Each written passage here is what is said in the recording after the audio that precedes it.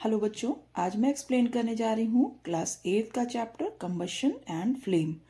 तो combustion means burning. Combustion क्या होता है? वो केमिकल प्रोसेस जिसमें सब्सटेंस जो है ऑक्सीजन से रिएक्ट करता है और हीट और लाइट प्रोड्यूस करता है। मीन्स बर्निंग प्रोसेस के अंदर क्या होता है? हीट और लाइट प्रोड्यूस होती है। और कोई भी चीज़ के कंबशन के लिए ऑक्सीजन की रिक्वायरमेंट होती है। ऑक्सीजन की प्रेजेंस में ही कोई बर्निंग सब्सटेंस जो है वो बर्न करता है। तो अगर हम मैग्नीशियम का एग्जाम्पल लें तो मैग्नीशियम को अगर ऑक्सीजन की प्रेजेंस में जो है एयर के कांटेक्ट में लाया जाता है, जैसे ही मैग्नीशियम को एयर के कांटेक्ट में लाते हैं वैसे ही उसमें कंबशन स्टार्ट हो जाता है और उससे क्या बन जाता है? मैग्नीशियम ऑक्साइड बनता है और उससे हीट और लाइट प्रोड्यूस होती है। वैसे ही अगर हम आजकल ठंड है तो कोयले का यूज़ करते हैं लोग, वैसे ही कुकिंग में और बहुत सारी चीज़ों में चारकोल का यूज़ किया जाता है। तो चारकोल भी क्या करता है? कार्बन से बना हुआ सब्सटेंस है, कार्बन से बना हुआ होता है और ये कार्बन ऑक्सीजन की प्रेजेंस में जब बर्न होता है, इसका कंबशन किया जाता है तो ये क्या कर देता है? कार्बन डाइऑक्साइड बनाता है। तो इस तरीके से ऑक्सीजन की प्रेजेंस में किसी भी चीज़ की बर्निंग होती है और बर्निंग से क्या होता है? कोई भी चीज़ का जो भी कंबस्टिबल सब्सटेंस है उसका जो मेन कंपाउंड है उसका ऑक्साइड बन जाता है। जैसे मैग्नीशियम से रिएक्ट हुआ ऑक्सीजन तो मैग्नीशियम ऑक्साइड बन गया है। वैसे ही जब चारकोल को बर्न किया तो उसमें कार्बन था और कार्बन ऑक्सीजन के साथ में उसकी रिएक्शन हुई और कार्बन डाइऑक्साइड बन गया। वैसे ही जब हम लोग फूड लेते हैं तो वो भी एक तरह का स्लो कंबशन है। हमारी बॉडी में हम रेस्पिरेशन करते हैं, वो एक तरह का स्लो कंबशन है। रेस्पिरेशन करते हैं तो क्या होता है? हम सांस लेते हैं, हवा के साथ हम ऑक्सीजन को इनहेल करते हैं और ऑक्सीजन जो इनहेल करते हैं वो ग्लूकोज के साथ में रिएक्ट करती है। ग्लूकोज क्या है? जो हमने खाना खाया है उसमें से जो ग्लूकोज निकला है न्यूट्रिएंट के फॉर्म में, वो हमारे ब्लड के अंदर प्रेजेंट है और ऑक्सीजन से जब वो रिएक्ट करता है तो कार्बन डाइऑक्साइड गैस बनाता है और एनर्जी प्रोड्यूस करता है। जो एनर्जी है वो हम बॉडी के फंक्शंस के लिए यूज़ करते हैं और कार्बन डाइऑक्साइड हम एक्सहेल करते हैं। तो इसीलिए हम लोग जब एक्सहेलेशन करते हैं तो कार्बन डाइऑक्साइड निकलती है और इनहेलेशन करते हैं तो ऑक्सीजन लेते हैं। क्यों लेते हैं? क्योंकि हमारी बॉडी के अंदर जो फूड गया है उसकी बर्निंग होगी। बर्निंग किसकी प्रेजेंस में होगी? ऑक्सीजन की प्रेजेंस में होगी। तो ऑक्सीजन की रिक्वायरमेंट होगी उससे, और ऑक्सीजन की रिक्वायरमेंट के बाद जब ऑक्सीजन की रिक्वायरमेंट फुलफिल हो जाती है तो क्या होता है? फूड का कंबशन होता है और एनर्जी प्रोड्यूस होती है और कार्बन डाइऑक्साइड गैस प्रोड्यूस होती है। तो जैसे रेस्पिरेशन भी एक तरह का कंबशन है, जिस फूड का कंबशन है, उसी तरीके से रस्टिंग ऑफ आयरन ये भी एक तरह का स्लो कंबशन है। और इसमें क्या होता है? Little amount of heat produce होती है बट लाइट प्रोड्यूस नहीं होती है और ये एक स्लो प्रोसेस है जिसकी वजह से हमको ये हमें विजिबल नहीं होता है, क्योंकि आपने देखा है कि रस्टिंग बहुत धीरे धीरे होती है तो हम इसको इतना ऑब्जर्व नहीं कर पाते हैं। उसी तरीके से जो सन होता है, सन भी हीट और लाइट प्रोड्यूस करता है। ये भी एक तरह की केमिकल प्रोसेस है, न्यूक्लियर रिएक्शन होती रहती है इसमें, और जिसमें क्या होता है? हाइड्रोजन कन्वर्ट होता है हीलियम में और हाइड्रोजन लगातार हीलियम में कन्वर्ट होता रहता है और ये एक न्यूक्लियर रिएक्शन होती है जिसकी वजह से इसमें हीट और लाइट लगातार प्रोड्यूस होती रहती है। उसी तरीके से अगर हम बात करें कि सब्सटेंसेस जो होते हैं, सब्सटेंसेस को दो तरीके से डिवाइड कर सकते हैं, दो पार्ट्स में डिवाइड कर सकते हैं, combustible substances and non combustible substances. Combustible substances वो सब्सटेंसेस होते हैं जो इजिली बर्निंग प्रॉपर्टी जिनमें होती है, जो इजिली बर्न हो जाते हैं। कंबस्टन जिनमें इजिली हो जाता है वो कंबस्टिबल सब्सटेंसेस कहलाते हैं।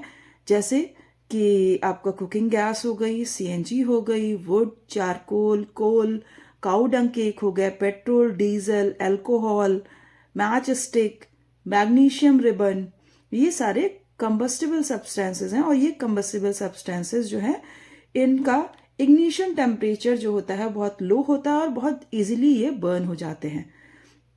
अभी हम लोग आगे बात करेंगे कि इग्निशन टेम्परेचर क्या होता है। देन नेक्स्ट आता है कंडीशंस नेसेसरी फॉर कंबशन। तो कौन कौन सी कंडीशंस होती हैं जो नेसेसरी होती हैं कंबशन के लिए? तो कंबशन के लिए कुछ कंडीशंस नेसेसरी हैं, जैसे कि presence of combustible substance, combustible substance होना चाहिए जिसको कि जो है बर्निंग करनी है जिसकी। दूसरा, presence of supporter of combustion, आपको मालूम है कि ऑक्सीजन है सपोर्टर ऑफ कंबशन। और heating of combustible substance to its ignition temperature. तो कंबस्टिबल सब्सटेंसेस अभी हम लोगों ने बात करी कि कौन कौन से कंबस्टिबल सब्सटेंसेस होते हैं। Petrol, diesel, paper, clothes, books, wooden furniture, ये सब क्या है, कंबस्टिबल सब्सटेंसेस ही इजिली फायर को कैच कर लेते हैं। फूड भी एक तरह का कंबस्टिबल सब्सटेंस है क्योंकि इससे भी एनर्जी प्रोड्यूस होती रहती है हमारी बॉडी में लगातार, तो ये भी कंबस्टिबल सब्सटेंस है। तो बर्निंग के लिए क्या सबसे पहली कंडीशन कंबस्शन की, एक कंबस्टिबल सब्सटेंस। उसके बाद नेक्स्ट आता है supporter of combustion. Supporter of combustion कौन है, ऑक्सीजन है। ऑक्सीजन की प्रेजेंस रिक्वायर्ड होती है किसी भी कंबशन प्रोसेस को कंप्लीट करने के लिए। ऑक्सीजन की एब्सेंस में कंबशन नहीं हो सकता। तो आपने ये एग्जाम्पल हमेशा देखा होगा कि अगर कोई बर्निंग कैंडल है और उसके ऊपर कोई जार रख देते हैं तो क्या होता है कि थोड़ी देर के बाद जब उसमें ऑक्सीजन, थोड़ी देर वो जलती रहेगी, ऐसा नहीं कि आपने जार रख दिया तो तुरंत वो बुझ जाएगी। जब तक उसकी ऑक्सीजन, उसके अंदर प्रेजेंट ऑक्सीजन बर्निंग में हेल्प कर रही है उतनी देर तक वो कैंडल जलती रहेगी। और जैसे ही वो ऑक्सीजन खत्म हो जाएगी, मीन्स वो ऑक्सीजन रिएक्ट करके कार्बन डाइऑक्साइड में चेंज हो जाएगी, तो वहां पे कार्बन डाइऑक्साइड का परसेंटेज ज्यादा हो जाएगा, ऑक्सीजन का परसेंट बहुत लो हो जाएगा, जिसकी वजह से क्या होगा, वो कंबशन रुक जाएगा, मीन्स बर्निंग कैंडल तुरंत बुझ जाएगी। और इग्निशन टेम्परेचर की जरूरत होती है। इग्निशन टेम्परेचर वो टेम्परेचर होता है जिस टेम्परेचर पे कोई भी चीज बर्न करती है। आपने देखा होगा कि पेट्रोल, डीजल और कैरोसिन ऑयल, इनको बर्न करते हैं तो ये बहुत जल्दी आग पकड़ लेते हैं। लेकिन अगर हम चारकोल को बर्न करें और काउडंग केक को बर्न करें, वुड को बर्न करें, तो इसको क्या होता है, थोड़ी देर तक हमें उसको हीट में रखना पड़ता है, उसको आग के सामने रखना पड़ता है। और थोड़ी देर के बाद क्या होता है, वो इग्निशन टेम्परेचर पर जब पहुंच जाती है तो वो बर्न करना स्टार्ट कर देती है। तो उसका इग्निशन टेम्परेचर क्या है, इन कैरोसिन ऑयल और पेट्रोल, डीजल के कंपैरिजन में कम इग्निशन टेम्परेचर ज्यादा है। तो इसीलिए हम इन सब चीजों को जलाते हैं तो उस पर पेट्रोल, डीजल या कुछ भी ऐसा जो कम इग्निशन टेम्परेचर वाली कंबस्टिबल सब्सटेंस है वो उसको डाल देते हैं, जिससे वो इजीली बर्न करने लगता है, क्योंकि वो अपने इग्निशन टेम्परेचर पे जब पहुंच जाता है तो वो बर्न करना स्टार्ट कर देता है। चलिए बच्चों, इग्निशन टेम्परेचर को हम लोग एक एक्सपेरिमेंट के थ्रू देखते हैं कि अगर मैंने एक कोन ली है और उसको, पेपर कोन है, अगर मैं उसको कैंडल के सामने रखूंगी तो ये तुरंत बर्न होना स्टार्ट हो जाएगा क्योंकि ये इग्निशन टेम्परेचर पे पहुंच गया। और अगर इसी कोन के अंदर थोड़ा सा वाटर फिल कर दिया जाए और तब इसको कैंडल के ऊपर रख के देखते हैं,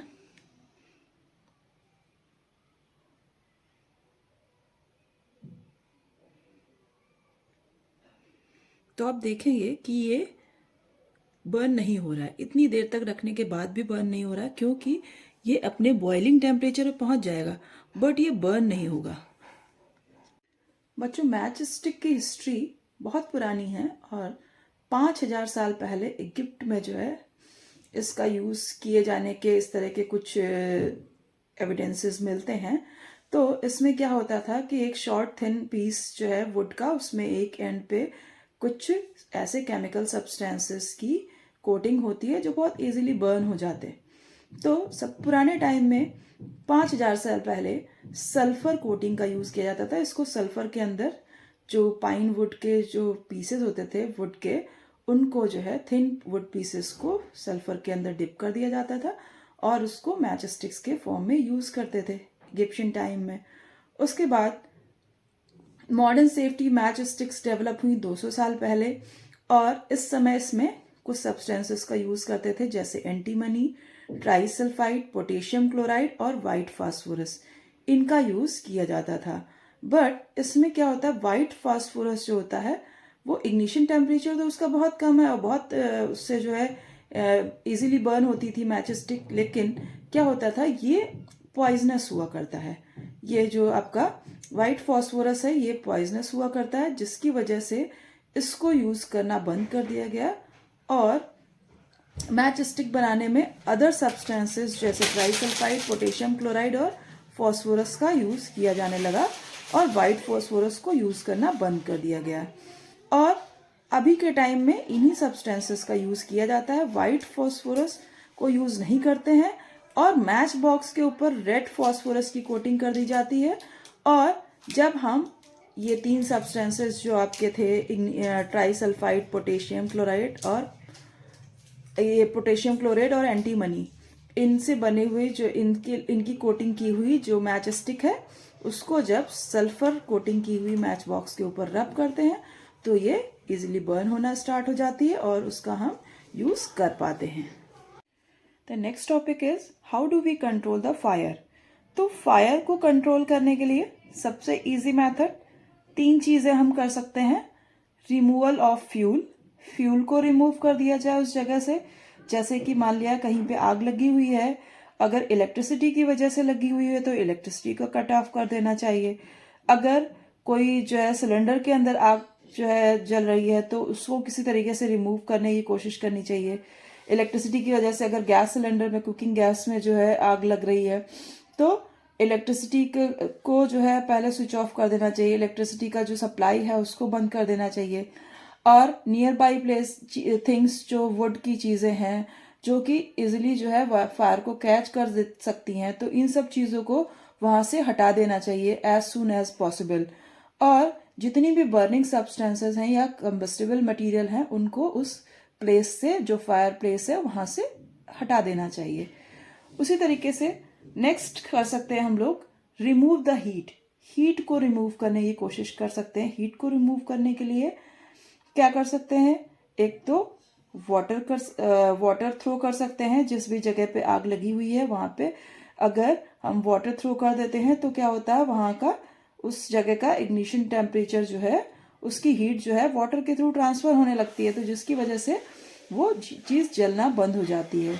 उसी तरीके से अगर कार्बन डाइऑक्साइड का सप्लाई कर दिया जाता है, जैसा कि फायर एक्सटिंग्विशर का जब हम यूज करते हैं तो क्या होता है, उससे कार्बन डाइऑक्साइड निकलती है बहुत तेजी से और वो कार्बन डाइऑक्साइड क्या करती है, वो फायर को तुरंत एक्सटिंग्विश कर देती है, मतलब बर्न होना बंद हो जाता है। कार्बन डाइऑक्साइड के सप्लाई से जो फायर है वो बर्न होना बंद कर देती है। उसी तरीके से cut off the air supply, अगर एयर सप्लाई को कट ऑफ कर दिया जाए तो भी हम आग को बुझा सकते हैं। जैसे कि जिस मान लिया किसी भी चीज पे आग लगी हुई है, उसको अगर हम कंबल से कवर कर देते हैं तो क्या होता है, ऑक्सीजन का सप्लाई बंद हो जाता है। उस चीज को एकदम कवर कर दें कि उसमें ऑक्सीजन का सप्लाई बंद हो जाए, तो ऑक्सीजन का सप्लाई ना होने की वजह से क्या होगा, वो चीज बर्न करना बंद हो जाएगी। तो इस तरीके से हम फायर को कंट्रोल कर सकते हैं। बच्चों, कंबशन 3 टाइप्स के होते हैं, rapid combustion, spontaneous combustion and explosive combustion. Rapid combustion क्या होता है, जिसमें कंबशन रिएक्शन हो जाए जब लार्ज अमाउंट ऑफ हीट और लाइट प्रोड्यूस करे और शॉर्ट टाइम पीरियड के अंदर, मतलब कोई भी चीज बहुत जल्दी से बर्न हो जाती है और बहुत थोड़े समय के लिए जलती है, तो उस तरह के कंबशन को हम रैपिड कंबशन कहते हैं। कि जैसा कि कंबशन मैच स्टिक में होता है, जैसा कंबशन पेट्रोल डीजल को बर्न करने में या केरोसिन ऑयल को बर्न करने में होता है, तो ये कहलाता है आपका रैपिड कंबशन। देन आता है स्पॉन्टेनियस कंबशन। स्पॉन्टेनियस कंबशन क्या होता है कि कोई भी एक्सटर्नल हीट दिए बिना ही कोई भी चीज जलना स्टार्ट हो जाए तो वो कहलाता है स्पॉन्टेनियस कंबशन। जैसे कि व्हाइट फॉस्फोरस, वो रूम टेम्परेचर पे ही बर्न करना, स्पॉन्टेनियसली बर्न करना स्टार्ट हो जाती है, तो इस तरह का कंबशन कहलाता है स्पॉन्टेनियस कंबशन। फिर आता है एक्सप्लोसिव कंबशन। ये बहुत फास्ट कंबशन होता है और बहुत तेजी से हीट और लाइट प्रोड्यूस करता है। जैसे कि हम लोग एक्सप्लोसिव्स का यूज करते हैं, क्रैकर्स के अंदर एक्सप्लोसिव का यूज करते हैं, तो इस तरह का कंबशन आपका एक्सप्लोसिव कंबशन कहलाता है। और इसमें क्या होता है, रैपिडली जो है एक्सप्लोजन होता है और जरा सी आग, थोड़ा सा इग्निशन देने पे ही क्या होता है, बहुत तेजी से एक्सप्लोजन होता है। मींस उसमें large amount of gases release होती हैं बहुत क्विकली, तो इस तरह का कंबशन कहलाता है एक्सप्लोसिव कंबशन। बच्चों, फ्यूल्स क्या होते हैं, वो मटेरियल जो बर्न करने पे हीट प्रोड्यूस करते हैं, तो फ्यूल कहलाते हैं। इसके एग्जाम्पल हैं wood, coal, LPG, kerosene, petrol, diesel, natural gas, biogas, ये सभी इसके एग्जाम्पल हैं। तो फ्यूल का यूज़ जैसे हम लोग यूज़ करते हैं व्हीकल्स को रन करने में, फूड को कुक करने में। फूड को कुक करने में क्या करते हैं हम लोग, एलपीजी गैस बर्न करते हैं और उस पर जो है कंटेनर्स के अंदर हम फूड को इजीली कुक कर पाते हैं। वैसे ही जो है व्हीकल्स के अंदर हम लोग फ्यूल्स का यूज़ करते हैं, पेट्रोल, डीजल का यूज़ करते हैं। और ये जो फ्यूल्स होते हैं इनको वेरियस पर्पसेस के लिए यूज़ करते हैं। इलेक्ट्रिसिटी प्रोड्यूस करने के लिए, इलेक्ट्रिकल एनर्जी को भी प्रोड्यूस करने के लिए थर्मल पावर स्टेशंस में जो है इस फ्यूल का यूज़ करते हैं, और इस फ्यूल का यूज़ करके हम लोग इलेक्ट्रिसिटी जनरेट करते हैं, जो कि हम डिफरेंट यूजेस में लाते हैं। तो ये जो फ्यूल्स होते हैं ये सॉलिड फ्यूल्स, लिक्विड फ्यूल्स और गैसियस फ्यूल्स में इनको डिवाइड किया जा सकता है। वुड, चारकोल, कोल, कोक, ये एग्रीकल्चरल वेस्ट, काऊ डंग केक, ये सब सॉलिड फ्यूल्स के फॉर्म में मिलते हैं हमें। और लिक्विड फ्यूल्स आपके केरोसिन, पेट्रोल, डीजल, अल्कोहल, ये सब लिक्विड फ्यूल्स हैं। और उसी तरीके से gaseous fuel, natural gas, petroleum gas, biogas, coal gas, ये सभी क्या होते हैं, ये आपके गैसियस फ्यूल्स होते हैं। फ्यूल्स की कैलोरीफिक वैल्यू जो होती है वो फ्यूल एफिशिएंसी कहलाती है, मतलब कि वो जितनी हीट एनर्जी प्रोड्यूस कर रही है बर्निंग पे, वो उस फ्यूल की एफिशिएंसी कहलाती है। और इसको ही हम कैलोरीफिक वैल्यू बोलते हैं। और कैलोरीफिक वैल्यू की डेफिनेशन क्या हुई कि 1 किलोग्राम फ्यूल को बर्न करने पे, उसको कंप्लीटली बर्न करने पे जो हीट प्रोड्यूस होती है उसको हम कैलोरीफिक वैल्यू कहते हैं। The amount of heat produced by complete burning of 1 kilogram of fuel is called calorific value. और इसको हम एक्सप्रेस करते हैं किलो जूल पर किलोग्राम में, किलो जूल्स पर किलोग्राम में। ओके, अलग अलग फ्यूल्स की कैलोरीफिक वैल्यू जो है अलग अलग होती है। टेबल में मैंने आपको शो की है।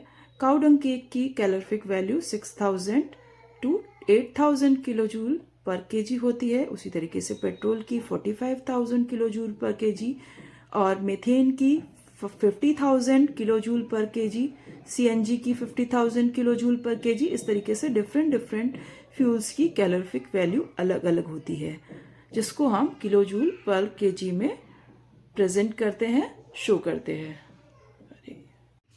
तो बच्चों, कंबस्टिबल सब्सटेंसेस जब बर्न होते हैं तो वो एक तरह की फ्लेम प्रोड्यूस करते हैं। कुछ सब्सटेंसेस फ्लेम प्रोड्यूस करते हैं, कुछ नहीं भी प्रोड्यूस करते हैं। जैसे आप मैग्नीशियम रिबन की बात करें, वो जो है फ्लेम के साथ जलता है। अब कैंडल बर्न करें या एलपीजी गैस को बर्न करें, उनमें से फ्लेम निकलती है। अगर कोल को देखें तो उसमें कभी कभी आपको फ्लेम दिखती है, लेकिन जनरली जब नॉर्मली बर्न हो रहा होता है तो रेड कलर का आपको कोल दिखता है, बट उसमें उससे कोई फ्लेम निकलती हुई नहीं आपको दिखती है। तो इस तरीके से अलग अलग जो बर्निंग सब्सटेंस है या कंबस्टिबल सब्सटेंसेस है, उनमें अलग अलग तरह की फ्लेम निकलती है।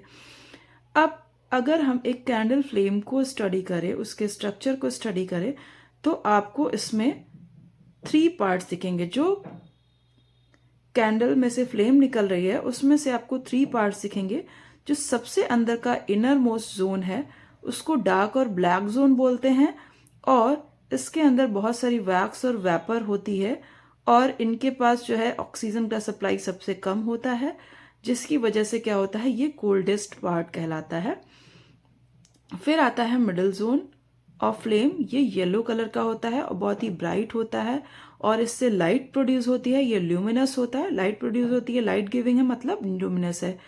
और इस मिडिल जोन में क्या होता है, बहुत ज्यादा एयर नहीं आ रही होती, क्योंकि सबसे अपर पार्ट पे सबसे ज्यादा एयर, उसको ऑक्सीजन की सप्लाई मिल रही है। तो इसका कंबशन जो होता है, एयर ऑक्सीजन सप्लाई कम होने की वजह से क्या होता है, इनकम्प्लीट कंबशन होता है। और इस जोन से बहुत सारे कार्बन पार्टिकल्स निकलते रहते हैं, क्योंकि इनकम्प्लीट कंबशन होता है। तो क्या होता है, कार्बन के पार्टिकल्स ज्यादा उड़ते हुए दिखाई देते हैं। इसमें से इमिशन मतलब बहुत ज्यादा कार्बन पार्टिकल्स का इमिशन होता है, एमिट होती है, इससे लाइट एमिट होती है, कार्बन पार्टिकल्स निकलते हैं, शूट के फॉर्म में आपको दिखते हैं। और जो सबसे लास्ट पार्ट होता है, सबसे ऊपर का पार्ट, सबसे अपर पार्ट जिसको बोलेंगे outer zone of the flame, ये ब्लू कलर की होती है, ये नॉन ल्यूमिनस होती है, बट इसमें ऑक्सीजन का सप्लाई सबसे ज़्यादा है, जिसकी वजह से क्या होता है, इसमें कंप्लीट कंबशन होता है और कंप्लीट कंबशन होने की वजह से हाईएस्ट टेम्परेचर इसी जोन में होता है। Burning of fuels leads to harmful products. जो फ्यूल बर्न होते हैं तो बहुत सारे इससे हार्मफुल प्रोडक्ट्स भी प्रोड्यूस होते हैं, जैसे फ्यूल बर्न होता है, वुड, कोल, पेट्रोलियम, ये सब चीज़ें जब बर्न होती हैं तो इसमें से अनबर्न कार्बन पार्टिकल्स रिलीज होते हैं एयर के अंदर, और जब इनका परसेंटेज एयर में बढ़ जाता है तो क्या होता है, जब हम सांस लेते हैं तो इनहेलेशन के साथ में ये कार्बन पार्टिकल्स हमारे रेस्पिरेटरी सिस्टम के अंदर चले जाते हैं और हमारे रेस्पिरेटरी सिस्टम के अंदर और लंग्स के अंदर ये कार्बन पार्टिकल्स डिपॉजिट हो जाते हैं और ये अस्थमा कॉज करते हैं। उसी तरीके से इनकम्प्लीट कंबशन फ्यूल्स का जब इनकम्प्लीट कंबशन होता है तो ये बहुत सारी कार्बन मोनोऑक्साइड गैस प्रोड्यूस करते हैं। जब इनकम्प्लीट कंबशन होता है तो CO2 की बजाय क्या बन जाता है, CO बन जाता है, जिसको हम कार्बन मोनोऑक्साइड बोलते हैं। और ये कार्बन मोनोऑक्साइड क्या है, एक पॉइजनस गैस है जो हमारे ब्रीथिंग के लिए बहुत ही हार्मफुल है, और इसका परसेंटेज बढ़ने से जो है किसी पर्सन की डेथ भी हो सकती है। ये डेथ को भी कॉज करता है। पर्सन सोते सोते ही अगर मान लिया कि हमने रूम के अंदर जो है कुछ लकड़ी जला के छोड़ी, जैसे विंटर्स में क्या होता है, लोग आग जला के सोते हैं, तो अगर आग जला के सोते हैं और तो क्या होगा कि रूम के अंदर कार्बन मोनोऑक्साइड का परसेंटेज बढ़ जाएगा और किसी की भी सोते सोते भी डेथ हो सकती है। क्यों? क्योंकि कार्बन मोनोऑक्साइड और कार्बन डाइऑक्साइड का परसेंटेज ज्यादा हो जाने की वजह से क्या होगा, ऑक्सीजन का सप्लाई कम हो जाएगा और वो पर्सन की जो सांस है वो रुक जाएगी और इस तरीके से वो डेथ को कॉज कर सकता है। उसी तरीके से burning of fuel releases carbon dioxide. Carbon dioxide जब वो रिलीज करता है तो उससे ग्लोबल वार्मिंग होती है।